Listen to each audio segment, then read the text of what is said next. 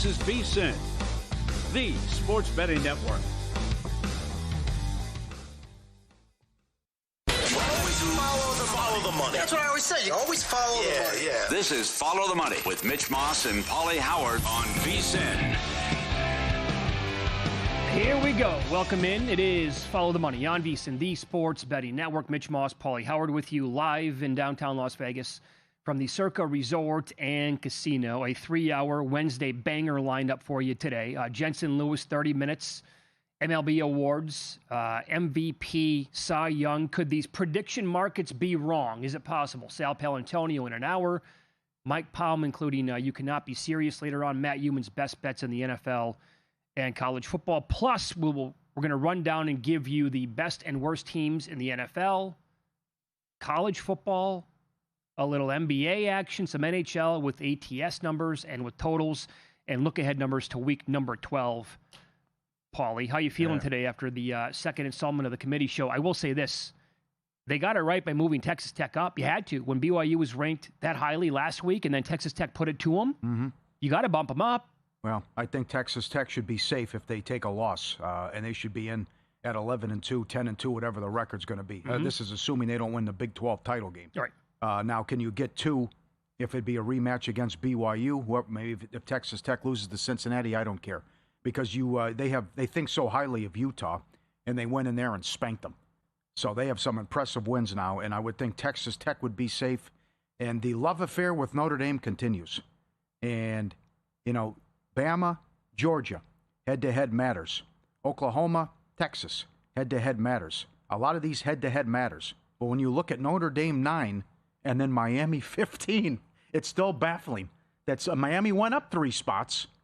But it's still, if Miami can run the table and they have 4 wins over Sagarin top 40 teams, and maybe South Florida's also in the playoff, and they spanked them, and they spanked Florida, who beat Texas, I just don't know what's going to happen here with Miami and who are these other teams going to. Remember, they were talking about going to 14 here.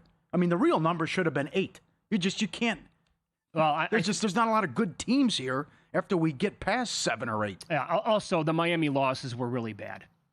Well, they had 4 interceptions, though, against Louisville, which Louisville is still ranked. But that's Carson Beck was horrendous in that game. I agree with you, yes. But, if those are going to be their 2 losses, Texas got boat raced in the Florida game and also couldn't score against Ohio State. And they were life and death to beat Kentucky and were down 17 to Miss State. Right. So they're also making a case for a 3-loss Texas team already. You can see that coming a mile away. There's no question that's going to happen. They'll also go back to week 1 for them and say, boy, close game against Ohio State. What would happen if they played again today? I know what would happen. Ohio State would beat them even worse than they did the first time. So you know what? Here's, to me, Paulie, the perfect amount of teams in the field would be 16, but then scrap the super conferences. But that's never going to happen. Yes. So if they go to 16 in the current landscape that we have with the conferences, it would make it even worse than what we have.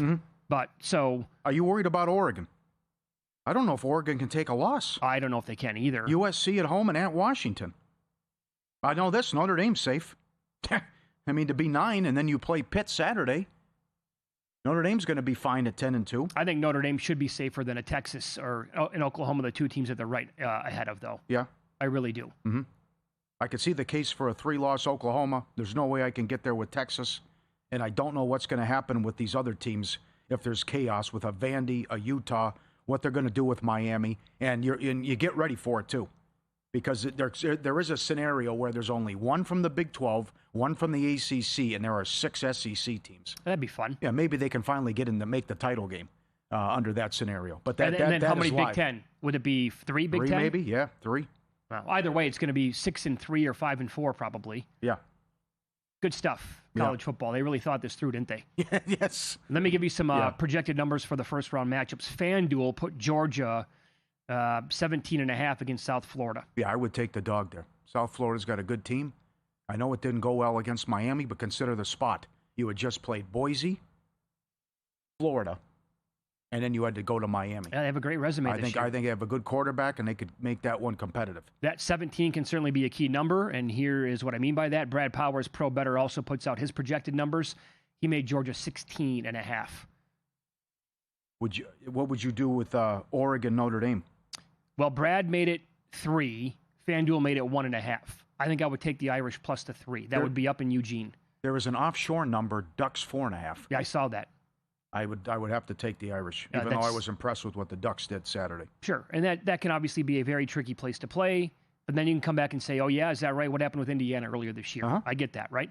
Miami would be catching 5 against Texas Tech. Good game. That's FanDuel. Powers makes Tech 6. It's a really good game. I think I'd like Tech. And Texas against Ole Miss. FanDuel has Ole Miss a 4-point favorite. Brad Powers made him 4.5. Man, I would really like to take and lay the points there with Ole Miss, but I don't know if I could trust Kiffin in that spot. Interesting. Yeah. Let me give you some... to your point, though, too, they pointed it out last night. This is the one thing that could get them. Texas Tech leads the country in field goals in the red zone. Yeah, imagine how good this drives. Yeah, imagine how good this team could be if they finish drives. Well said. Right. I have quarterfinal numbers, too. Buckeyes, 9.5 against Notre Dame.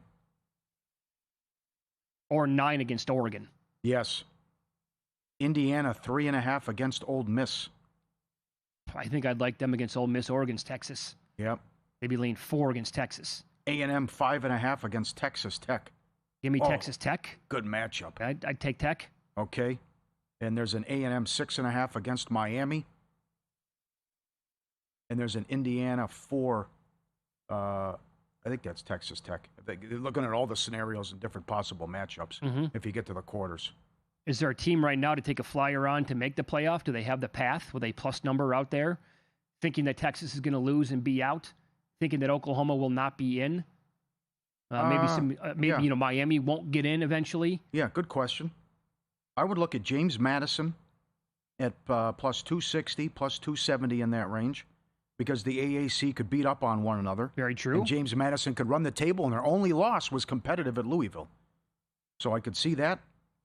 And I don't mind Vandy at plus 350. They would have to beat Tennessee, but if some of these teams ahead of them lose and people love the quarterback and like the story, I think that's a pretty good price at plus 350. Is there any way Utah could squeeze in, and would they be worth a bet at 3-1 or maybe a little bit better? Because the committee, as you said, they love them. They're 13th. That's right. Yeah, they're 13 with a bad home loss. No kidding. And they should run the table. They should be 10-2. So that's not bad either. I want no part of USC though. I mean, USC has to go to Eugene, and I don't. They got to beat Iowa first. Yeah, right. Which I think they will, but I don't trust Lincoln Riley. I would take Utah there before Vandy, or with USC rather. I don't mind Vandy I'd take Vandy over Utah because of the SEC bias. And maybe this is kind of like the NBA shaping up right now. Maybe we're sitting here making a case for all these other teams. How can we benefit from this? Who's going to actually make a run? And Ohio State just blasts everybody like last year, kind of like Oklahoma City's doing right now in the NBA. Yeah. Can make a case all day long. Boy, I love this team out of the West. I think this team out of the East can get there. And then OKC just says, oh, yeah, here's a 5-game series. Fun. Yes. Right. Enjoy it, boys. Not bad. That was impressive, no doubt. Any thoughts tonight? This is a terrible job by the MAC. Every game kicks at the same time. Come on. What are you doing? I do have some pretty strong trends. Yes, there are some good numbers here, and a good write-up today from Adam Burke. The late game, the game with the big point spread. Do you really want to lay 11 with Northern Illinois as they average 12 points per game? But UMass is one of the worst teams in the country, and that is a total of 43.5. Paul Stone was on yesterday. He makes the game pick. He took 4 with Miami, Ohio. You can go back and listen. He was 4-0 last week. Check out the podcast.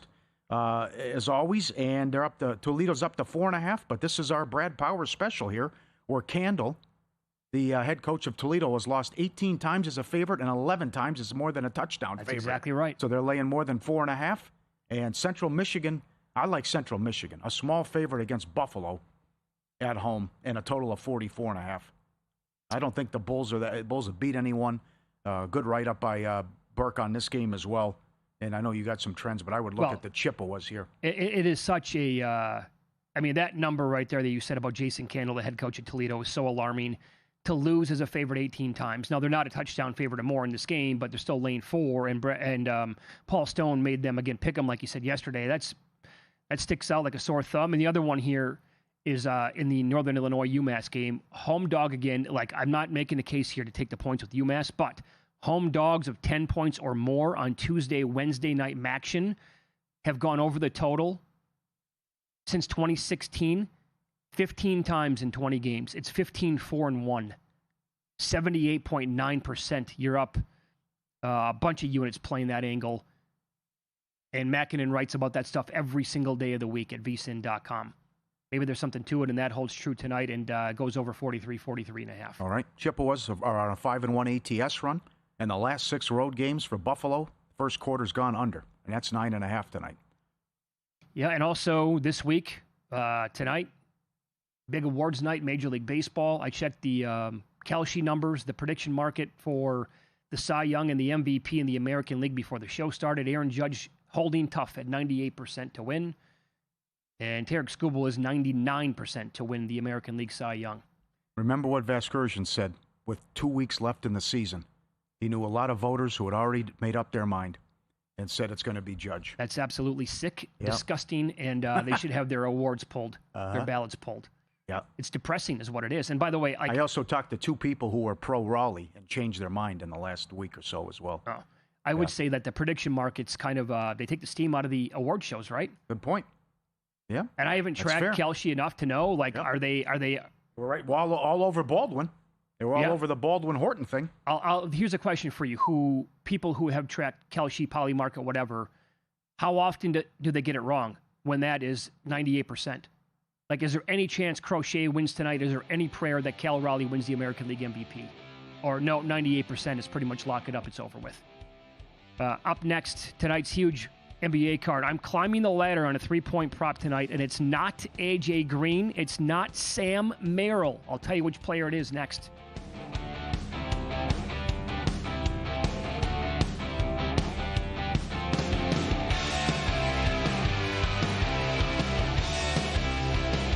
If you're serious about football betting, VSiN's got your weekend game plan. Fridays at 7 p.m., it's the Circa Friday Football Invitational. Saturday morning, VSiN's college football tailgate show at 9 a.m., breaking down matchups, props, and big-time bets. Later that night, join the football contest show as the sharpest betting minds give you their picks for Sunday's game. And Sunday at 9 a.m., lock in with Mitch and Paulie on VSiN's Pro Football Tailgate Show. Your final stop before kickoff. Check out the full lineup at VSiN.com and join us on the Sports Betting Network.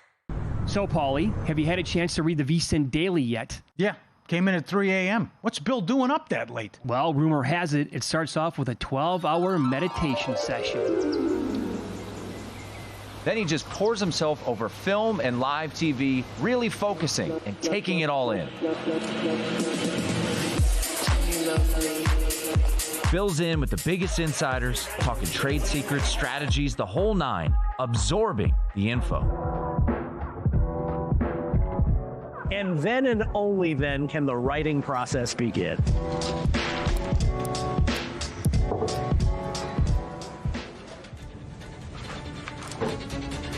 In Las Vegas, Bill's late night becomes your early morning. Wake up to the very latest betting insights in your inbox with the VSiN Daily.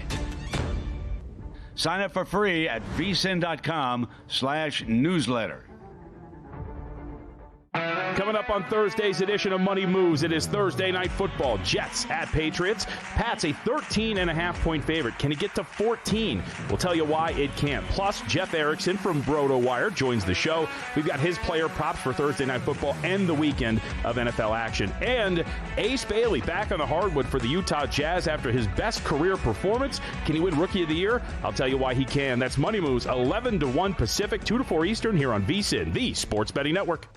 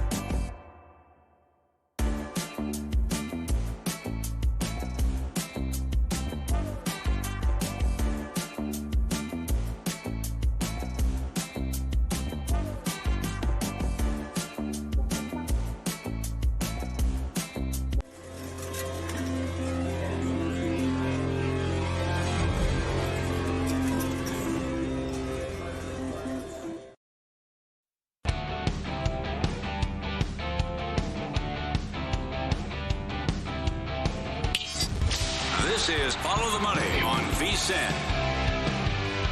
Tonight is such a big card in the NBA, 12 games overall, and with that, you have a lot of teams that are playing back-to-backs, unfortunately. I don't know why the NBA does this so often to begin the year. You also, as a result of that, you have a bunch of players who are not playing tonight, are questionable or doubtful. We'll try to get to as many of those news items as possible here in this segment, talking about it from a betting perspective. But, for example, tonight, Paulie, the Oklahoma City game taking on the Los Angeles Lakers. Marquee game, national TV, back-to-back for the Thunder. They absolutely destroyed Golden State last night in this spot. Now, Dort's been kind of like iffy for these games anyway. He's not playing. There's also no Wiggins tonight as of right now. He's out. So we'll find out if that's going to be it for Oklahoma City in this spot. But what a matchup this is now. In OKC, last night, this morning, they were laying like 6.5. They're laying 8. Totals 230.5 here. Well, I think the Lakers can present some problems for them. And I go back to what happened in the final 2 weeks of the regular season last year. They beat them 126-99 on the road. They played 2 days later. It was tied with 5 minutes left, and that's when they teed up Luka and kicked him out of the game when he was yelling at the fan, and the ref thought it was him. Then OKC pulled away and exploded. But with Reeves playing so well and Luka and these guys out, not to mention you catch them on a back-to-back, I think the Lakers can be feisty here, and that's a lot of points. And this is the game of the night, and I think the Lakers can hang. Yeah, remember now, the one loss that OKC has suffered so far this year, it came, was it 2 weeks ago now? Last week? My timeline's a little jacked up here. I think it was last week. They were playing on a back-to-back against Portland, and they were without a bunch of dudes, and they blasted Portland to begin the game, and then eventually they just kind of, Portland wore them out. They came all the way back, and they won the game outright. Maybe the play tonight would be in play if Oklahoma City could do the same thing. They jump on the Lakers big time early. You grab a bigger number with the Lakers, or maybe like a halftime number could present itself tonight. And I do think Oklahoma City's better than last year, and I can't wait to see what they look like once they have their full allotment of players. Yeah, and then, the props like who's going to get the 1 seed and most wins. I know they're $3 to have the most wins. They win this game, and again, they're a big favorite. Check out the schedule. I mean, try to find the loss. They win this game. How good they are and how deep. And then maybe at Golden State early December, but considering what they just did and took a sledgehammer to them, maybe at minute, there's a good chance they could be going into right before Christmas Eve when they have 2 games against the Spurs on like an obscene winning streak and an obscene record. Lakers, when the Lakers are on a dog, 9 straight overs. Have that angle too. And they're one of the best over teams in the NBA this year anyway. Yeah. I would look at playing. I can't find this in Las Vegas, but if that number is still around plus 430, which is what FanDuel had last week, and then, of course, we talked about it on the show in Oklahoma City lost that game to Portland, I think there's a very good chance they could win 70 games this year. And I would take plus 430 if it was available. Yep. If they blast them tonight, put it up. After what they did to Golden State, embarrassed them. Killed them. Yeah. Made them look like a high school outfit. Yeah, it was never a game. Uh-huh. So you have that. There's no Anthony Davis tonight for the Mavericks. He was questionable. Well, he has since been ruled out. Yeah, sorry. It's the owner has requested medical data to ensure he isn't at risk of aggravating the calf before returning. So, and he also said, I won't play until the owner gives the okay. Who knows what that's going to be? Why didn't they request that when they made the trade? Well, could have gone back and looked at his entire resume. Here's the angle, right? Grayson Allen playing for the Suns. Now, I know JVT likes the under in this game, and the Mavericks are one of the better under teams in the league. But Grayson Allen in the month of November is averaging 10 3-point attempts per game. He's making 5.5 on a per-game basis. And in the 5 games since November 2nd, he's made at least 4 in all 5 games. He's made 5 twice. And in his last game against the Pelicans, he made 10, and he shot 15. He's 3.5 over plus 118 in this game tonight. He leads the league in made threes this year. Yeah. Bombs away with this guy. Tough game.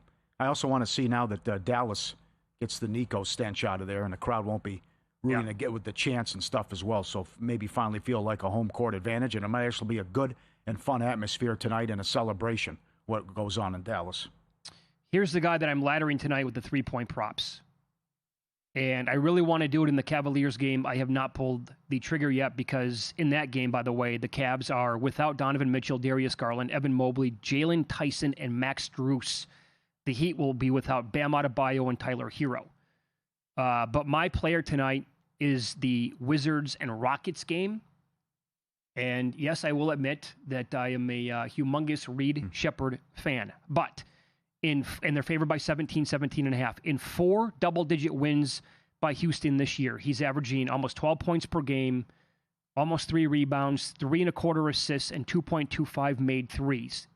Now, that doesn't sound like it's an amazing stat line. However, you look at his last 2 games, which have been non-blowouts or non-blowout wins by Houston. He played 29 and 26 minutes, the most he has played in any 2 games the entire year.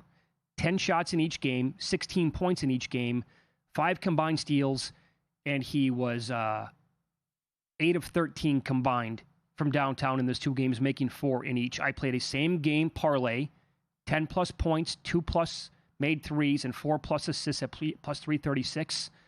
However, the bigger bets that I have made are on Reed Shepherd tonight. 3-plus made threes at Boyd here in Vegas, which is FanDuel. I played that at plus 186. I played 4-plus made threes at plus 450 for a smaller bet. And then I put like an extra large meat lovers pizza, some chicken wings, and a couple 2 liters of soda on 5-plus at 10-1.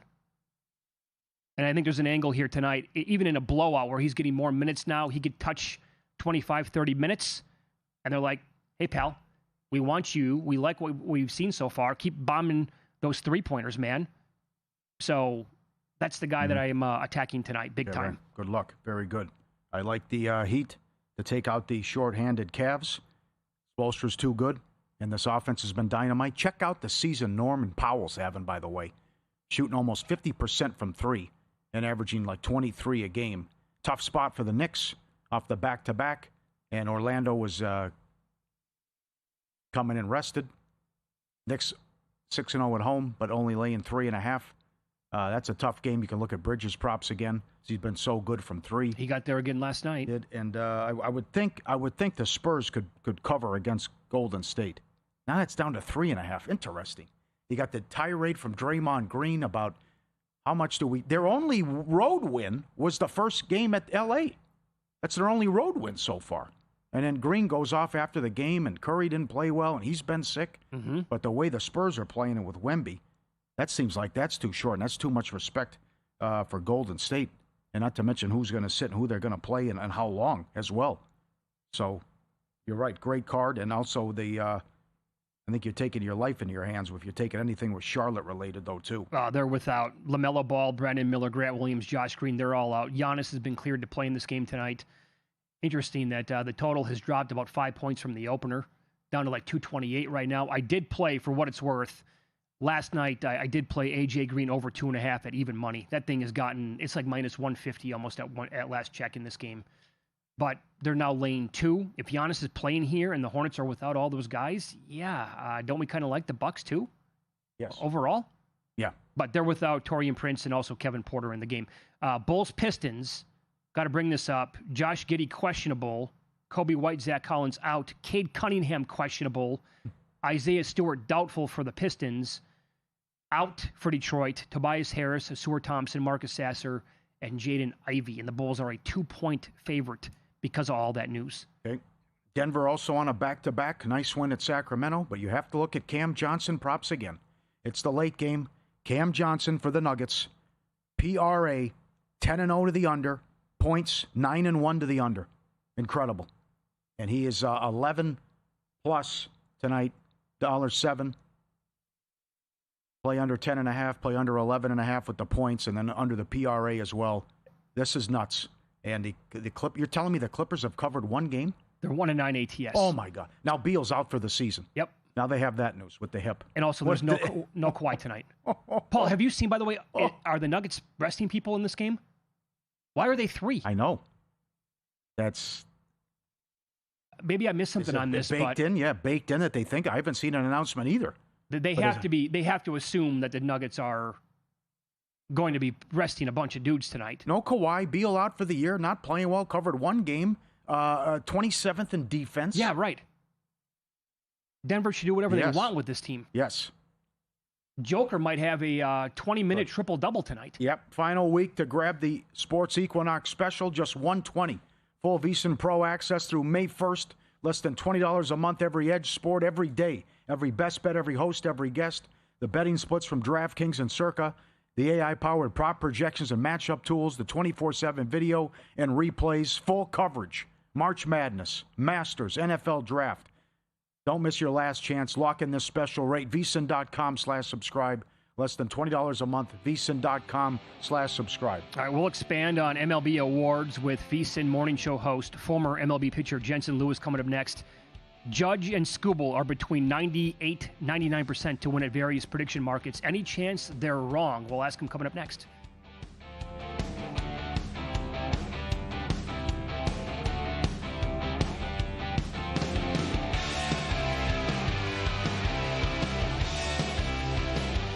Got a good thing coming, just wait and see. It's a good.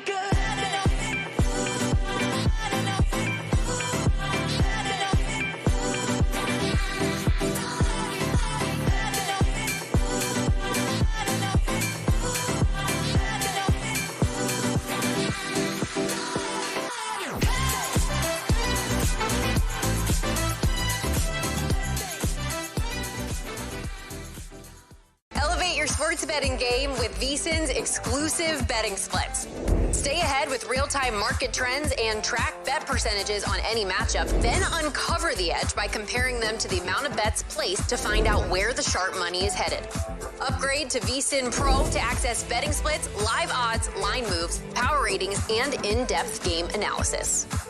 Go to VSiN.com/pro to join VSiN, the sports betting network.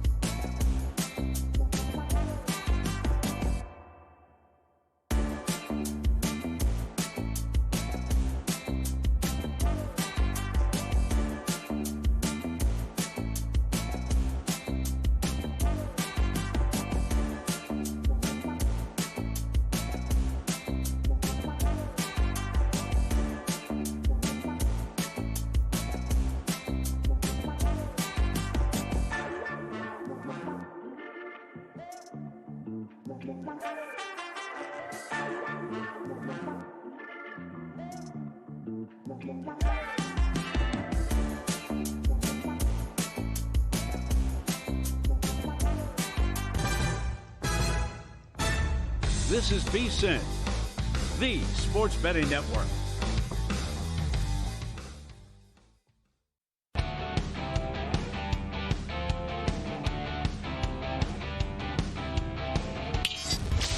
This is Follow the Money on VSiN.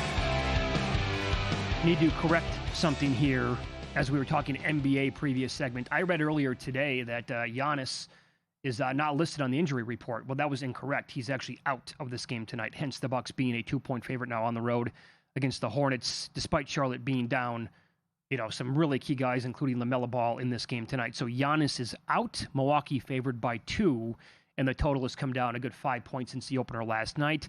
MLB awards here with VSiN morning show host and former MLB pitcher Jensen Lewis as he pops on with us here on the Progressive Guest Line. Jensen, good afternoon. Thanks for the time, pal. How are you? Always good to see you, boys. Thanks for having me on yet again. We'll ask you this to begin with MLB awards and the American League MVP and the American League Cy Young.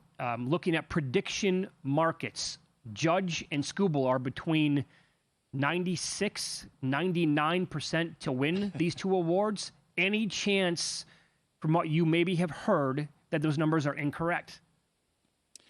I can't unless the ballot boxes have been stolen at the 11th hour. It feels like that's pretty much it. I know we had talked, guys, through the season and through the second half. With the way that Crochet closed, man, it was really remarkable. And remember that September month for Detroit, and especially the last couple of months, they didn't even win, a Skubal start. And, I kind of harken back to in 2014 when Corey Kluber and Felix Hernandez were neck and neck down the stretch. And it was literally the last two starts where Felix had a mild hiccup there statistically, and Kluber finished with a head of steam through the end of the line. That was the difference maker where you were splitting hairs with a lot of the secondary statistics. So to be honest, Mitch, I'd be really shocked if anything changes here.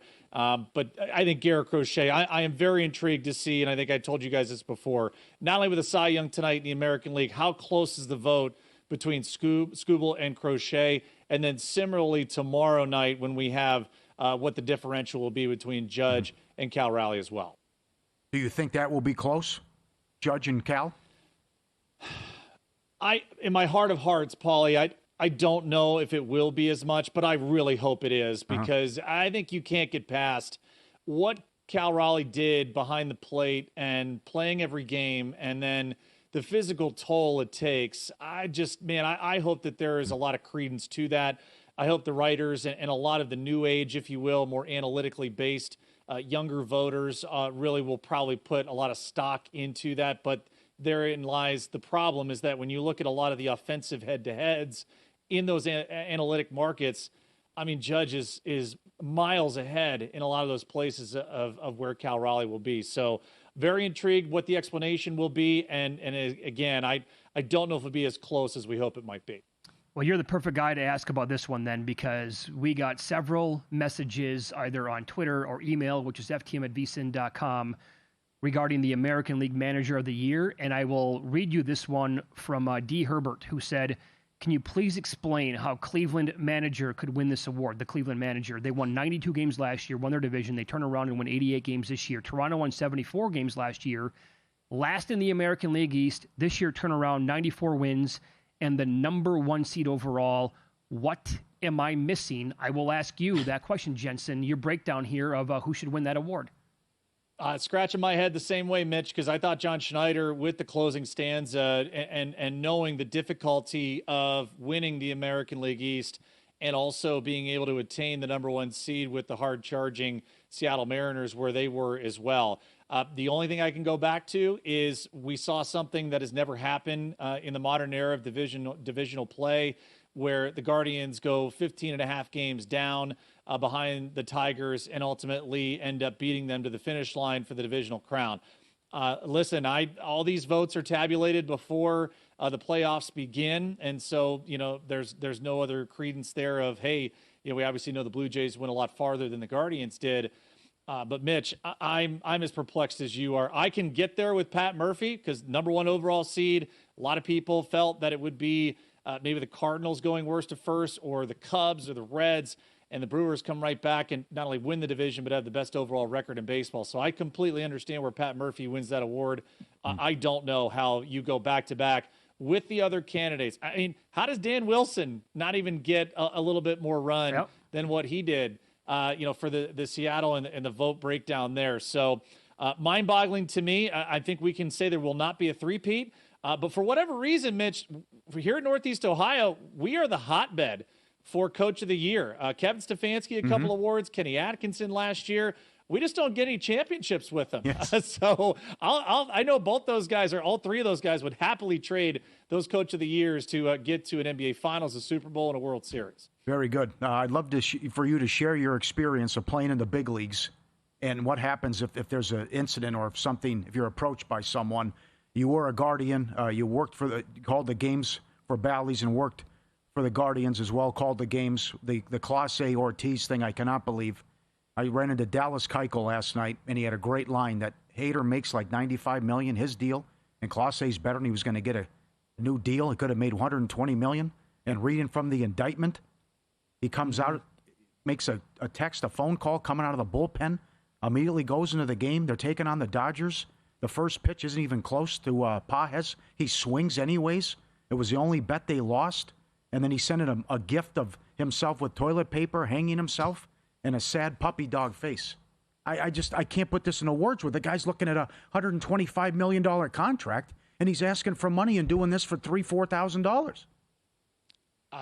It still is one of the more perplexing and unfathomable things that has transpired here, Paulie. And let's also go back. This has happened now for multiple years per what the investigation and the indictment showed back as far as 2023. Listen, there are a lot of us that watched in the postseason and how Clase has just a magical year, right, in 2024, and then all of a sudden it evaporates in the postseason, the biggest of moments against the Yankees. And not saying any of that's connected, but now that we have the evidence, or at least the accusations of what has been brought forward, it is pretty stark. And again, as most of the professional athletes that are in not only this day and age, but in years and decades past, all the leagues have tried to do a really good job of protecting the players and providing resources, whether it be hiring retired CIA, FBI representatives, people that have worked in law enforcement and have been around or have to get involved with a lot of these bad actors at a very,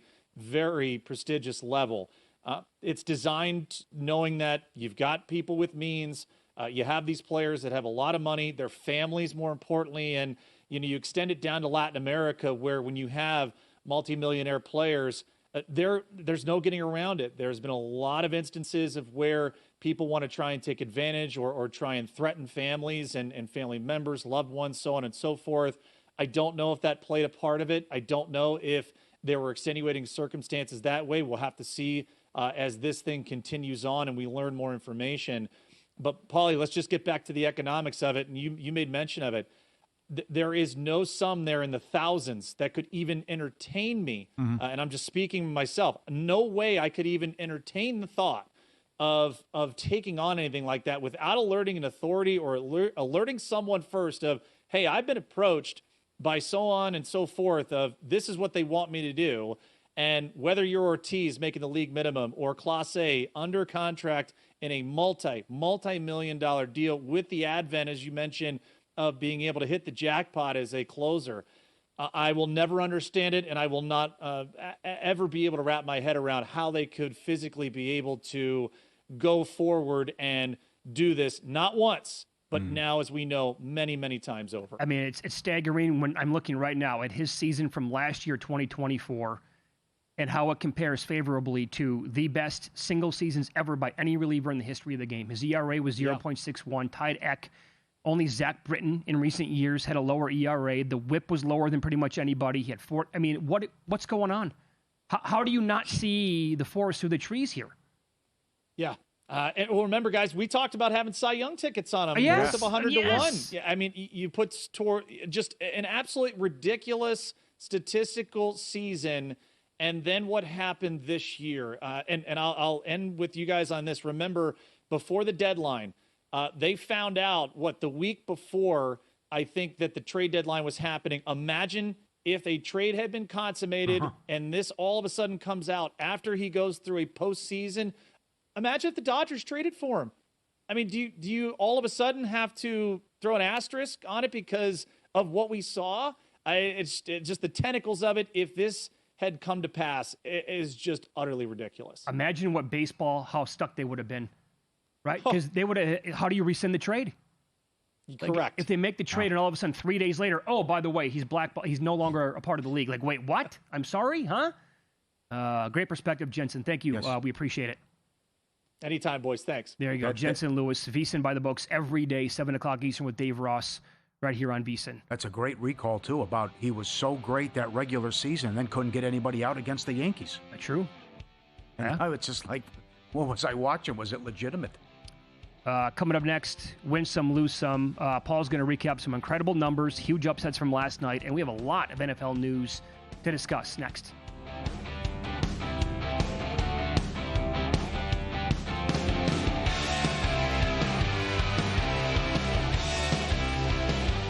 VSiN's player prop projection tool is now available for the NBA. Get projections for points, assists, rebounds, and more powered by Opta AI. On VSiN.com/NBA props, we line up our projections against the latest DraftKings odds so you can quickly spot mismatches and find value before the market adjusts. The NBA player prop projections tool is available exclusively to VSiN Pro subscribers. Check it out now at VSiN.com/NBA props and join us on the Sports Betting Network. Check out Stormy and JVT on Money Moves, only on VSiN. And maybe that's why they wouldn't, because they're the Giants and they don't do things that make sense. Out of all these divisions, this is the one that I am the most curious about because I do think there are positive signs for the Bears.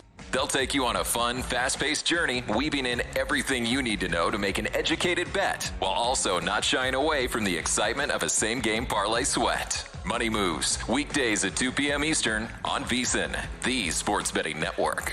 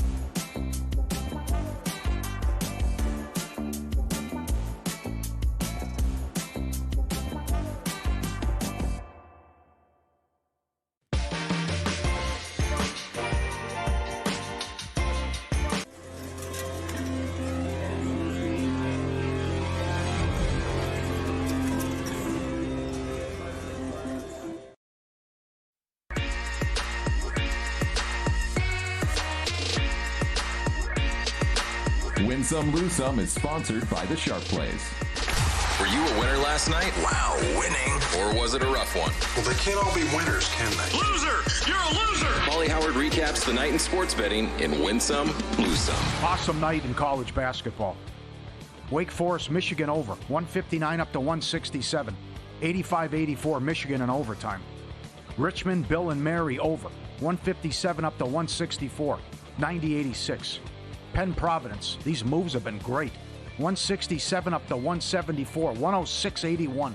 Kentucky, Louisville over. 166 up to 173. 96-88. I thought that we get 200 points scored in that game. Big win for Louisville. It was a great atmosphere. Great job by the coach there. Yeah. And they were trying like hell to give Kentucky the cover because Louisville missed 7 straight free throws down the stretch when Kentucky was putting them at the line, and they put together horrific possessions, and they could not score. Yeah. Gonzaga Creighton, that's a lose some, my fault, but 161 up to 165.5. That fell short. Gonzaga pounded them. Great performance. How about the upsets? Out here, down the street, Montana catching 10.5 against UNLV, plus 450 on the money line. 102.93. Well, you are up a ton of units already betting UNLV, the other team on the money line. They lost as a 10 and 17-point favorite so far. Central Connecticut State, 13-1, catching 17.5 against Boston College. Wow. Outright. New Jersey Tech does it again, plus 430 on the money line. Kent State plus 245. Alabama State, 20-point dogs to UAB, 16-1 on the money line. What a start to the season. We mentioned earlier Cam Johnson, Denver, points, rebounds, and assist prop. Every time he's gone under, 10-0, points, 9-1 under. Subscribe, be part of the team, VSiN.com. Our radio and podcast friends, you always want to see these tweets and videos. You guys have been doing an incredible job. You send so much in every day. Thank you. Look at this guy, ready to take the bus, getting for doggy daycare. Come on. Comes running out. The other dog's barking. Hey, friend, how you doing? Oh, here we go. It's time to go. Looks like Ben in Nova Scotia's dog coming out right on the bus. Here comes the other dog, ready to play. Look at this. Come right in, open the door. Here he comes. The little guy comes right in. Gotta get the shot. Here it is. There's everyone on the bus. Got their seat, locked in, ready to go. Going to doggy daycare. Hopping on the bus. Everyone's got some birthday. There you go. Birthday boy. Hanging out with all their pals all day long. Little chihuahua. Oh, that's awesome. So smart. Incredible. Send that to me, Luke, please. Very good. This also, we saw the big hit on Ultimate Texas Hold'em. This was Pygao at the Venetian. Won over $1 million, 1.5 I think it was, 1.6. There it is. He's got the Joker at the bottom, and they got the little frame. There you go, my friend. That is almost a $4 million hit and a $1.6 million hit going back on these table games, right? Crazy. Lose some. Memphis Ole Miss under. 156 down to 151, 83-77. New Mexico, Cal Riverside under. 148 down to 141, 82-68. Lose some video. Tiny Frenchie. Big personality. Look at a French bulldog with the, you want a piece of me, huh? You want to go? Huh? Open the door? Oh, that's it then. Okay. Oh, rub my back. Just lays down, rolls over, and the other guy just walks around. Yeah, get out of here. He takes off, barking at him. He goes from trash talking Yep. to acting like he's dead, playing Yep. dead in the span of 2.2 seconds. Sure. Yeah, it just got real. Oh, no. I don't want to piss you off. Rub my belly? And he goes, yeah, get out of here. Just walks away. Excellent. Bad for the books. Murray State, 13 down to 10. Lost by 11. Because, as our guy Max said, tough beat. He was on the dog. SMU shot a 3 with 2 seconds left. Up 8. Why? Murray State called off the dogs. I know. Ah, come on. We have an agreement here. Yeah, you do. Who does that? Why would he shoot the ball? And he made it, and he put it on 11. Ah, it's terrible. And the Raptors, 10 or 10.5, up 15 with 45 seconds. Net score, get a stop, and then with 3 seconds left, they hit a three-pointer. And it comes 10. Oh, my aching ass. Yeah, you're never safe. You're damn right. Sharp plays, and with all the money since day one. Jeff and the crew do a great job since 2011. Documented results, public logs, and transparent receipts. Trusted by pros, watched by the books. They deliver the edge, serious edge bettors use every day. Free reports, alerts, market-moving insights straight to your inbox or X-Feed. The AI plays are up 50 units, and they've donated over $20,000 to charity with the Robin Hood plays going back the last few years. Great sources, great tweets. Look for the Mr. Poison stuff as well. Sharpplays.com. Let me give you some notes in the NFL for tomorrow night's primetime game. Jets at the Patriots. Patriots a big favorite here, obviously. Garrett Wilson is out, wide receiver for the Jets. As for the Patriots, there is no Ramondre Stevenson. He's out. Keyshawn Booty's also out. So their rookie now, Travion Henderson, his rushing yards prop, Paulie, in the game is 80.5. Yep. So Jameis Winston is going to be the starter for the Giants. You want to eat the W? I'm getting close. Well, they're down to 6.5. The Packers are at some books. I've seen minus 210 to throw a pick. I had it written down. DK's minus 197. He's higher than minus 210 at other spots. Ah, yes. And I'm all about Wan'Dale Robinson here. YOLO Winston. Long hair, don't care. Just sling it. Robinson, Slayton, just chuck and duck. Oh, it's going to be a thing of beauty. I can promise you this. There will be some good. I don't know how much from Jameis Winston in the game, and there will absolutely be some bad. Now, which one outweighs the other? Because if he has more good than bad, they can win the game. If he has way more bad than good, well, then Packers. So I don't know if I'm going to get involved or not, but I know this. Russell Wilson gives you like nothing. There's no good. I mean, it's... Yeah, right. So he will have moments, but just take care of the ball, and he can't do that. So Lamar also did not practice today for the Ravens. And he is not... I mean, he's back, but he's not back. You know what I'm saying? Yeah. Bucky Irving and Godwin were back, though. Limited, but that's big. If Tampa can get those guys back and available against the Bills. Right. Marvin Harrison's going to miss. Shot Marvin in the face. Yeah. Appendix. So he's out for an extended time, and Zay Jones is out for the year. Yeah, Achilles. Who's he throwing to other than McBride? It's going to be McBride, and more McBride. I like the sound of that. Yep. And A.J. Brown. Boy, oh boy. This is wild. So he called the offense a bleep show and then said, if you have me in fantasy, you better drop me. That's another one, too. Now, do I have this right? He was doing a live stream of a video game last night. Yeah. And that's when he said, just get rid of me. Drop me. Has he ever been happy? I mean, miserable in Tennessee. Well, they trade him to like the best organization in football, played in a Super Bowl, won a Super Bowl. They're the one seed right now in the NFC. Yeah, I hate it. Life sucks. Well, he's got a point, though. The offense. But who complains more than wide receivers? You're right. When the team is winning games and he's not getting the ball. Yeah, you're right. You're right. Yep. I am looking for stuff right now in McBride, and I'm sure that, it's only Wednesday, so more stuff is going to pop a little bit later on in the week, but 70.5 appears to be like the common number right now for him. They're playing a banged-up 49ers team. So as of right now, you can actually, if you shop around, boy, it's all over the map. BetMGM has 78.5. Other spots have 70.5 on Trey McBride. Yeah, Niners got to get this one. Niners should win this game. Well, it's set up for this team I think they win this game, they're making the playoffs. They're outside of the playoffs right now. They're 6-4. But win this, you have Carolina then looming Week 12 Monday Night Football. You cannot blow that game. And then there's two other easy teams after that. Well, games you should win. I'll just say it that way. It's easier said than done. I get that because the Packers just lost as 13-point favorites to that Carolina team as well. Well, they don't have LaFleur. They got Shanahan. San Francisco should win the next four. But what do you think of the potential playoff picture? What the matchups would be? And I know this is going to change, but what this could possibly look like in the NFC, which we've talked about, freeze it, leave it alone. Right. The 2-7 is Seattle, Green Bay. Philly has the 1. I like Seattle a lot. Yep. The 3-6 would be Detroit and Chicago. Did not go well for the Bears in Detroit. No, it probably would not go well in that game. The 4-5, and we're looking at this again. Oh, no. Someone's probably going to win 13 games and play on the road to start against a 10-win division winner. Tampa would host the Rams. Oh. And they play in 2 weeks anyways. Well, I currently, Rams future ticket here, 30-1 to win the Super Bowl. I would hate their path. They're going to have to begin by going to Tampa Bay and beating them And if you win, you go to Philly. All this is, going to change big time, but it's also, Rams beat Seattle, then you go to the 2. Right. What that'll be like. I would love Seattle or the Rams hosting Green Bay. Yeah. Love them. Yep. The 2-7 in the AFC is Denver and Jacksonville right now.